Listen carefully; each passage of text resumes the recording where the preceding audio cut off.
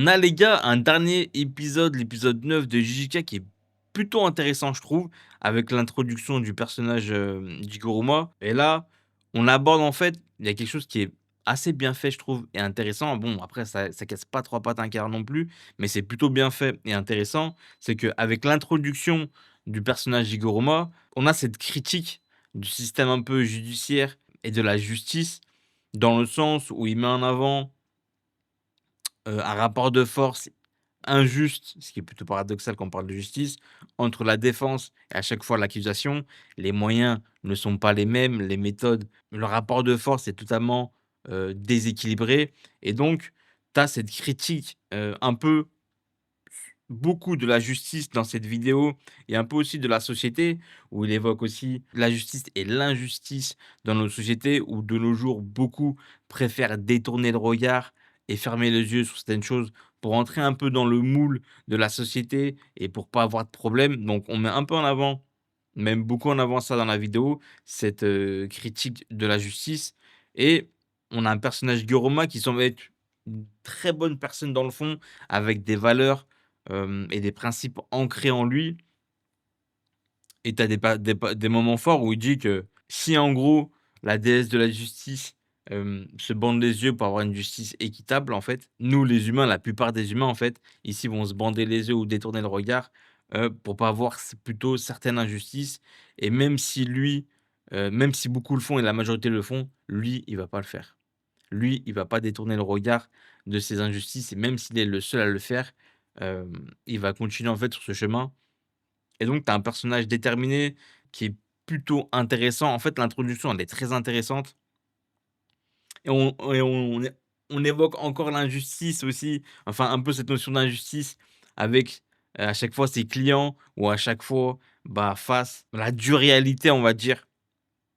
de la justice pour pas se répéter, qui vont forcément pas aller, de leur côté, même s'ils sont innocents, vont se retourner en fait contre lui à chaque fois, vont avoir la haine et la mort contre lui parce que, mine de rien, c'est un peu le seul gars vers qui ils vont se retourner parce que toute la société les a abandonnés, en fait. Donc cette haine-là de la société, il peut la rediriger que vers lui parce qu'il y a que lui, en fait, qui est là encore pour eux, en fait. Qui est là encore aussi pour,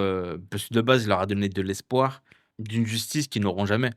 Donc du coup, ça se retourne un peu contre lui et du coup, tu retournes dans la notion d'injustice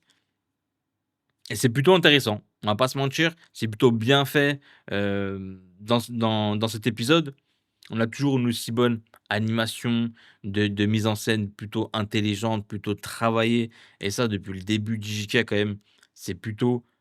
très agréable, on va pas se mentir. On a un passage aussi où forcément Megumi est tombé dans un piège et face à un nouveau joueur. Je sais pas si c'est un nouveau joueur qui vient d'avoir ses pouvoirs,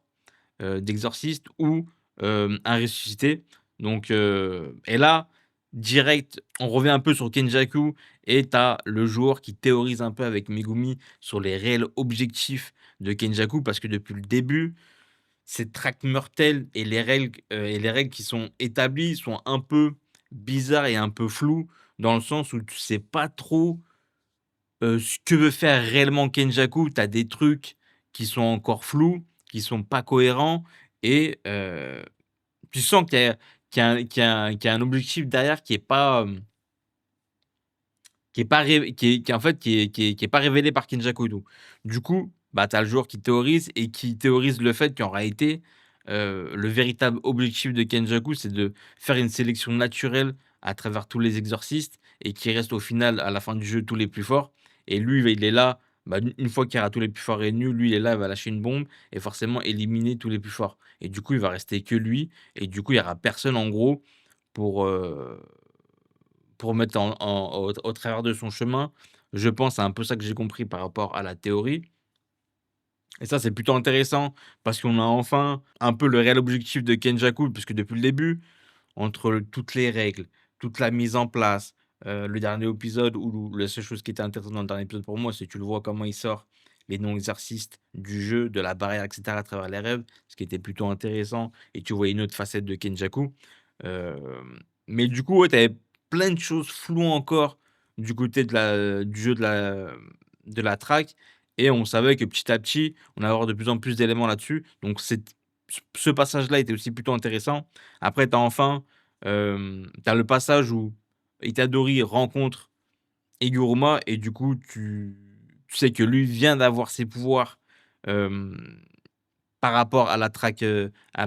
la track mortelle et le mec balance comme ça, sans trembler les mecs. Il vient d'avoir ses pouvoirs, il balance une extension de territoire, gros. L'épisode se termine comme ça et tu un personnage d'Iguruma qui, sûrement tout le long de la traque meurtrière, hem, va évoluer autour de cette notion de justice, je pense. Parce que là, tu as un personnage qui depuis qu'il a développé, heu, ses pouvoirs, heu apparemment, on ne veut pas sortir de la traque meurtrière, comme si il voulait repartir un peu, de ce que j'ai compris, à zéro et rétablir un peu, heu, un monde avec plus de justice, j'ai l'impression et donc on est sur un personnage pour l'instant qui va profiter, en fait, de cette situation, de la traque meurtrière, en gros, heu, pour changer les choses, j'ai l'impression. Mais l'extension de territoire, directement là, comme ça, sans trembler, à mon avis, lui, il va avoir un pouvoir très cheaté et un pouvoir, bah, très cohérent par rapport à sa personnalité. Parce qu'on est vraiment sur un personnage, heu, où le pouvoir est très, très bien choisi parce que c'est vraiment ce qui le définit le plus en tant qu'être humain et en tant que personne, c'est cette notion de justice ou d'injustice. C'est ce qui va heu le décrire le plus en tant qu'humain et donc forcément, ça rejaillit forcément sur son pouvoir inné qui va être lié à un système de tribunal de justice et le mec va être cheaté. Le mec, c'est obligé, va être cheaté et tu vas avoir aussi un rapport, je pense, avec Itadori où forcément, comme il a, Sukuna en lui, il va sûrement être jugé par rapport à certains crimes qu'il a pu commettre, mais comme c'est lui, comme c'est pas forcément lui, mais c'est Sukuna qui est en lui et cetera. En gros, ça va faire à mon avis un micmac par rapport à ça, c'est une certitude. Si c'est pas Megumi qui a en gros qui est tombé nez à nez face à Higuruma, mais plutôt Itadori. Clairement, c'est pour, il y a avoir un propos à illustrer par rapport à ça, par rapport au crime qu'il a fait à cause, heu, de Sukuna. Donc là, ça peut être très intéressant, mais, on aura, c'est sûr, un personnage cheaté qui va être Higuruma et un combat qui pourrait être que ça peut être vraiment une dinguerie. Ça peut être vraiment une dinguerie, peut-être une possible apparition aussi de Sukuna. Franchement,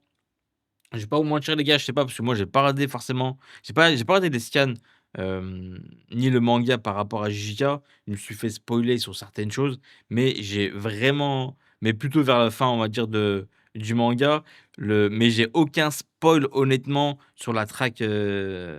mortelle de A à Z en fait. Donc j'ai hâte de voir la suite les gars.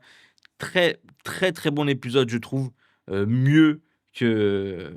que celui de la semaine dernière, on va pas se mentir. Donc dites-moi vous ce que vous en pensez les gars, comme d'habitude dans les commentaires par rapport à cet épisode. N'oubliez pas de liker, de booster